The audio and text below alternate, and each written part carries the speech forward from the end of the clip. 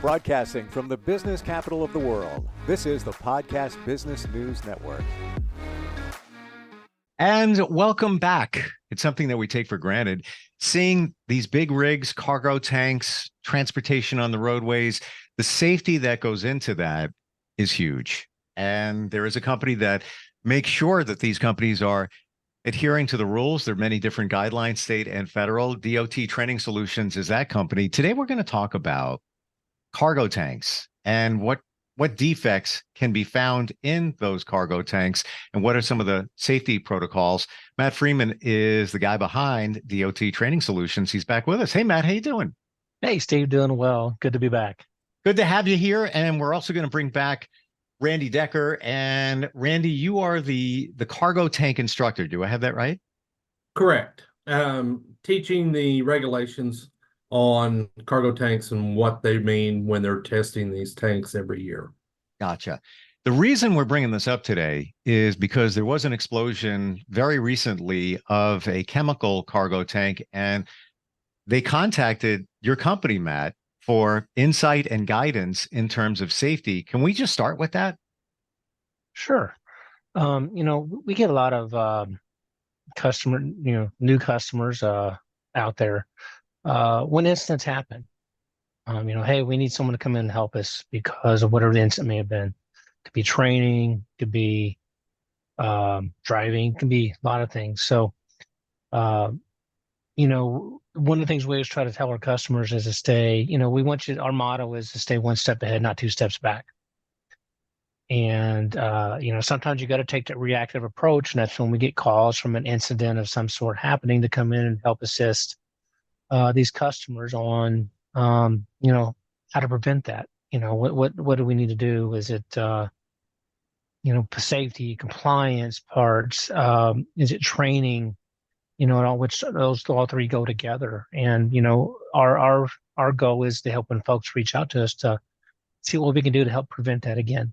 And we get a lot of calls, and there's been a handful of in the last 12 months here of incidents with cargo tanks.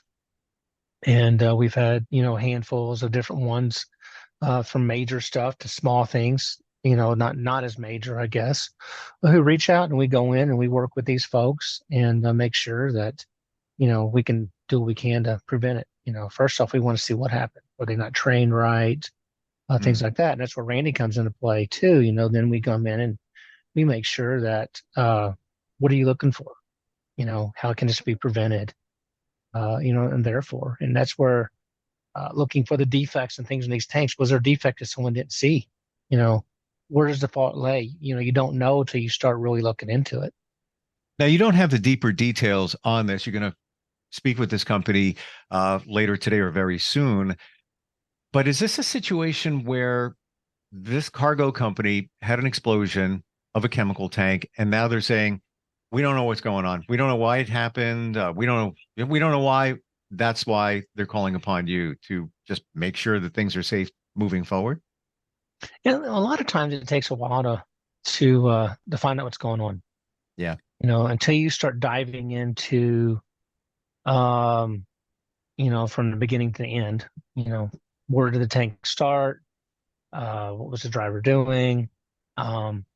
Into all those details, you really don't know that. And that's where, even on the consulting side, you still got to dig into that with the customer, because if you're going to do training with them, you need to know what to train on and what areas to focus in. And there's one part of the training that we do, it's required by the government. It's called function-specific training. And what that hazmat employee does on a daily basis is that's their hazmat, that's their function. So we try to line that up. So especially if it's a cargo tank, that's where, Randy and team come into play and say, hey, let's focus, guys. Let's just reevaluate how you're doing these inspections, because that's where it could be. You just, you don't know. Sure. Randy, this is in your wheelhouse as a cargo tank instructor. What are some of the defects that can potentially come up that can cause a situation like this, or just a tank that's faulty? Just a tank that's faulty. Steve, it's really wide out there. You don't know what failed on it. Was it a pressure relief device that didn't relieve pressure in time? Was it a loading process that failed, or a product hose that failed? Hmm. There's so many things that can go wrong, you know, during a loading or offloading process that you have to really do some investigation, because the tank's sealed when they're loaded, and so you're venting your vapors off into a collection, and, you know, did it plug? Did it, I mean, just various things that could go wrong. Like Matt said, when we go out and do our instructing, we really follow what the federal government has found out there. When they go out and they do their audits at different facilities, like could be coming up with this facility. They've had a major accident, so you know, DOT is going to come in and do an audit. So, you could find out what's going on. Are their testing procedures correct? Do they really know what they're inspecting? Are they following the regulations? All the way through it. And that's where we try to come in and tie the regulations in with the inspectors so they understand what they are doing. Um, you know, that's the hard part, Hmm. is connecting the dots between the inspectors and the regulations. It's a lot of information that you know people have never been taught, or led to. A lot of people out there, through the classes, it seems to be more of a preaching instead of a teaching. And we really thrive on teaching the regulations through the whole process. Make sure everybody understands, what they are inspecting and why. That's the big thing, is why. Hmm. As I've learned from both of you, that these tanks, the integrity of them is amazing. I had no idea that these tanks last for potentially decades and decades. So why don't you recap that and even add to it what we're dealing with here in these cargo tanks, that in my mind, it's a big metal shell and it's the stuff around it that can potentially fail. How often do the tanks themselves actually fail? The integrity of uh the welds and the seals and all of that. Does that happen a lot? Oh yeah, it does. I Hmm. mean, on a daily basis for the drivers. And, Hmm. again, why they're inspected, at least for the external, and what they call a K leakage test every year, plus the federal inspection, highway inspection. So, you know the things that can fail, the PRDs, the gaskets, the piping, brakes. I mean, just numerous of Hmm. things. I was on LinkedIn the other day, and it said truck on fire. So naturally, I gotta go to it and watch it. And it was a tanker going down the road that looked like the brakes had caught on fire. Wow. You know, it Yeah. goes in so many directions, and what causes any of this and all of this at the time. You know, got to make sure you're doing your maintenance and doing it like you should be, following recommended practices. There's a lot of different ways to find what those recommended practices are, out there. Is So, I want to I'm going to go from the visuals that many of us have in our mind watching movies and how accurate that is. So we have a cargo tank. It's a tanker. right? There is flammable material inside of it. There is a fire with the brakes, and I have to imagine there's a lot going on there to stop a vehicle of that weight. So it could be a fire, as you described, Randy. What is the probability of a fire that's lower underneath the cargo tank igniting the tank itself? Where I'm going with that is how how safety sound is that tank against fire? Or is it, yeah, you got a fire, there's going to be heat, really good chance it's going to blow up. Like Oh yeah. in the movies, it blows up. But what are we looking at there? Well, the big thing, if the tanker's loaded, you're a little bit safer than if it were empty with vapors, because it's the vapors that actually, ignite. Yeah. Right. Then you got your product that gives it the fuel, which then we have a bomb.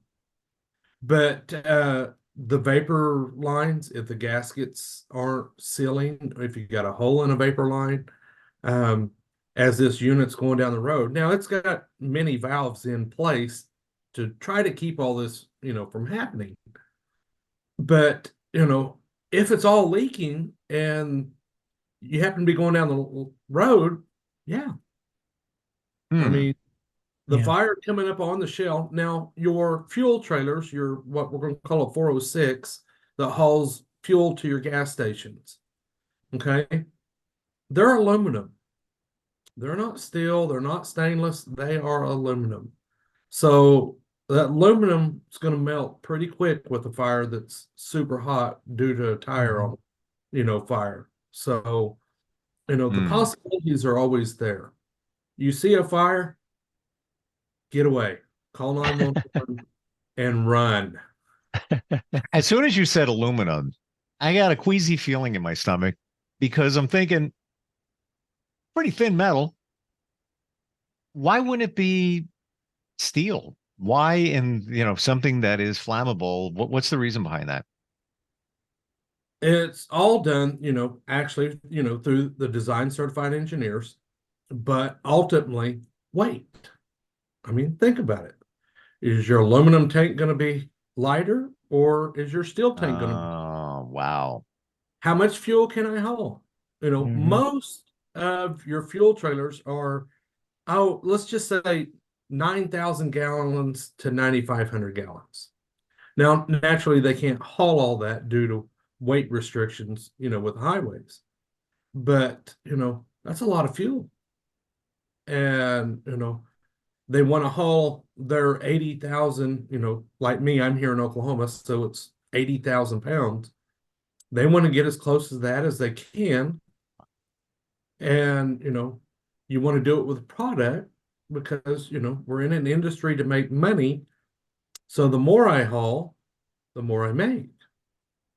And the aluminum, I mean, actually, they're lasting 20, 30 years. I mean, as long as you do your cargo tank testing correctly, so like I tell everybody, set your customer up for success. Find all the defects now before they come major and, fix them. And within that, we're following regulations. Mm. What is there a difference in safety between aluminum and steel? Let's say we didn't have to worry about weight. The steel has, I mean, think about it, you're flammable. So if a spark happens, what's going to happen? You know, so yeah, I would say there's a big safety. Steel also corrodes a lot quicker than the aluminum does. I mean, aluminum will fatigue, but that's why it's got the reinforcements in there, you Hmm. know, to make them last longer. But And it's like all your gas cans that you get Walmart and wherever else, they're all plastic. They do have some that are metal, but you'll also see a grounding strap with them. So, you make sure there's no static electricity. Hmm. yeah. Another queasy feeling in the stomach. Right. Matt, would you want to add to that? Yeah, no, just in some of the weight, he was talking about, some of these states allow you to have, the trailer itself, your typical everyday trailer's got four axles. Well, some of these trailers have six axles, some have eight axles. You see a tank, it's heavy. It's hauling more because it's got more axles. So you'll see some of these super duties that we call them, or super loads out there that are transporting, you know, until you identify what the markings are on it to see what it is. There's some pretty massive amounts of chemicals being trans, moved around out there. Um, so that I was just going to say that, and depending also on the chemical that's in those, fuel, because of some chemicals or fuels, or let's say just hazmat in general, are more corrosive than others. So you have to use certain metals, because they are corrosive, and then they have to be lined, which those inspections have to be done on those tanks too. So if it is corrosive um, a material, then they put a lining in it, and then those inspections are critical too to do. So it really depends on the chemical that's being transported. And Randy brought a great point up. When you got flammables and stuff, you don't want something that can spark, and because it is the vapor that it ignites quicker than the liquid. It's kind of like some folks, you see diesel. Well, you can put a matchstick out in a jar of diesel fluid or fuel. I mean, but you don't want to do that with with gasoline. Sure. And all it takes is just a flame, and it'll ignite before you even touch it, depending on the fumes. So it depends on what you're transporting. Those are just common things you see every day. Now, I'm not going encouraging anybody to go get a jar of diesel fuel and try the trick, but it's a fact. So in some of those, like when we're looking at inspections and things, we're talking with the students, the registered inspectors. We always go through what's the most common violations out there, and that they're finding. What's DOT finding at your shops that you're missing? When they come into their audits and investigations, filling out the paperwork correctly. Our job is to say, if you didn't fill it out, did you do the inspection right? Hmm. Were you trained correctly? Did you just have a bad day and forget something? When you start seeing repeat of the same mistake, and it's like, hey, how can we work with you on, whatever the issue may be? If it's doing the test wrong, if it's literally just doing the math wrong sometimes. They're not testing something at the proper pressure that it's supposed to be tested at. It can be many things and these are very common things that enforcement goes in every day and writes these same violations up. We've been very fortunate enough that after someone became our customers, we've prevented a lot of these things. Things still get missed, but our goal is, or someone used my phrase on local TV this morning, we want to be one step ahead, not two steps back. So when we come in and you're making these mistakes, you're already a step back. Well, let's get you that step ahead. Let's be reactive now so we can become proactive as we move forward. So when you go into a gas station, and to your point about the gasoline, you always see the vapors coming up. You fill up a gas can. Right. When you're in the gas station, they have the overhead, whatever that is, to extinguish a fire. I forget what it's called. I think it starts with an H. Why, or do some cargo tankers with flammable material like that have some way to suppress fire? Do any tankers have that? No, not that I'm aware of. Wow. Not that I'm aware of. Yeah. Like in the situation, Randy, you mentioned about the brakes on the cargo tanker catching fire. Like, what do you it'd be nice to press a button or have something automatically deploy something to maybe help extinguish the flames. Why wouldn't they do that? I don't know, just thinking hypothetical. I mean, does it happen very often? No. I mean, it really doesn't. I mean, it does happen. Listen, but how often does it happen? What other dangers are you bringing in? Now you're talking about a fire suppression system that would have to be maintained on the trailers. Yeah. I mean, it's really this. That's what I'm smelling. Yeah. Because now it really is. It's weight. You've added weight to it. When you're in the gas station, you see those red, almost looks like, sort of fire extinguisher type things. There's got to be weight of the material in there to extinguish the fire. So yeah, now I'm getting it. Wow. Well, it's, and it is. It's. I'm sorry, Matt. It's how fast or what does the driver do? I have witnessed by video the company that I worked for, that a driver was dropping fuel at a fuel station and something ignited, spark or whatever, but it caught, the location, the ground on fire. And, the driver picked up his fire extinguisher, ran right back over there and was able to put it out. They are required by law, not so much on the trailer, but the truck is required to carry a fire extinguisher. Now, a lot of companies carry, fire extinguishers on their trailers, which is smart in my mind. And, the drivers grab them, they put them out, they use them. I haven't, to me, I haven't witnessed an explosion due to a tire yet.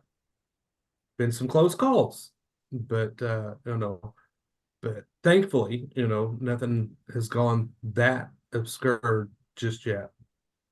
Um, you know, there's a lot of accidents out there, and it goes back to, like Matt was saying, and what we talked about. What is DOT finding at all their customers that they're going in and doing these audits on? Failing to train their hazmat employees, whether it's general hazmat or function specific. That's quite a bit in 2023. All of this is public information for everybody. Go out to the CVSA website and, see what the common violations is, because that's what we do. And we really try to get those violations down, especially when you see them from year to year. This is still what they're finding, so people must not be understanding. So that, we go in and try to educate and teach and, answer any questions that they have, and, continue to try to make our roadways and our public safe. We want everybody to go home at the end of the day. I want to, and to that point, there is one driver that did go home at the end of the day after an accident. I just saw a video of this the other day. Female driver. She was in a rig. She was on a bridge. I don't know if you guys are familiar with it. Yeah. And there was a vehicle that veered into her lane. She swerved over and wound up hanging off the bridge in the rig. And a firefighter, she was hanging for I don't know, something like 40 minutes. And there's video of all of it from her cab, and you see her being evasive. But then when the rig goes over, you see the water, and then you're also looking at pieces of the rig falling off, like the hood and all of that. So a couple of questions on that. And I know we're pivoting away from cargo tanks for a moment here, but safety. Safety. Is it customary now for video to be taken in rigs now? And your thoughts on her? There are some people that are panning her, like, why was she turning the other way? They're not getting it in terms of the direction she was turning. It looks like she did an amazing job. What are your thoughts? So, the cameras save lives. They really do. They stand up in court. They have the inboarding, outboarding cameras. I've worked with companies that install these on, that I partner with and install these on, all trucks, tankers, box van trailers, all commercial motor vehicles. I think the cameras are great. They're going to save your life, as far as litigation goes. They're a good preventive measure. They could also hurt you at the same time because they're showing what really happened. That's the bad thing about them. But if you're ever in defense for something, because you're being accused of wrongdoing in your vehicle, and your camera can show you otherwise, that's your benefit. Now, if you are doing wrongdoing, well, it's going to go against you. But it saves so much more, and it also helps if there's an accident. What really happened? Because when a driver, anybody's in an accident, your first immediate shock is like, oh my gosh, what did I do? It's not even your fault. What did I just do? It's just a reaction. And the first thing that officers are going to do is try to get there as quick as possible and interview that driver or drivers or whoever's involved and ask questions. You're going to be in shock. Well, where's the true answer now? To my personal opinion, is with these cameras. And there's so much they can do today with that technology. And again, it kind of showed what was going. I guess I didn't see the video that you guys were talking about. Oh, wow. Yeah. And I'm going to watch it now. I'm surprised I didn't see it, but I think it was in Nashville, if I remember correctly. I think you're right. We're just about out of time, but Randy, Okay. Briefly here, your thoughts. Did she do the right thing? Oh, yeah. I mean, you don't know until you're sitting in that seat. Yeah. And, was anybody hurt? Thankfully, no. And, she didn't end up going over. So, yeah, I mean, I believe she did the right thing. Yeah, we don't have all the angles, we don't have all the data, brake situation and all of that, but judging from the video, it looks like she did the right thing. I mean, the vehicle swerved into her lane. Either she could have swerved left and it could have went over the bridge that way. I don't know if there was barriers there, but the vehicle was going that way as it swerved into her lane. So, she'd be swerving into it. She swerved the other way, and went off the bridge. But like you said, it turned out okay. Oh, yeah. And thanks to that firefighter who literally climbed down and pulled her out of the cab. Great talk today. Like, I always learn so much. Like, this is like super cool. And it just illustrates, I mean, the cargo tank explosion that we mentioned at the start today, that they're reaching out to you, Matt, because they need help. They need help for what happened to them. How does somebody actually find you? Yeah, Steve. Anybody can reach me at on our website at dottrainingsolutions.com, or they can reach out to my personal email. It's matt@dottrainingsolutions.com, or again, my direct phone number is 573-416-8203. And if you go to our website, go to our About page, you can reach any of our trainers and consultants. Wow. Randy's information is right there as well, along with his email. Randy, you want to tell them what your information is real quick? Well, you would do that to me when I knowing my business phone number is not something that I call very often, but anyway, my email is randydecker@dottrainingsolutions.com. And the phone number is 913-350-0373.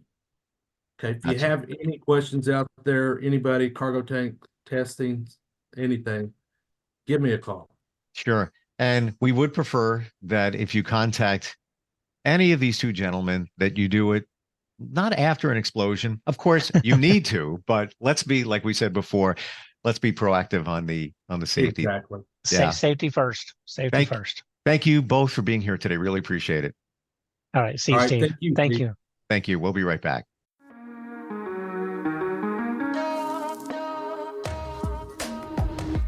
Broadcasting from the business capital of the world, this is the Podcast Business News Network.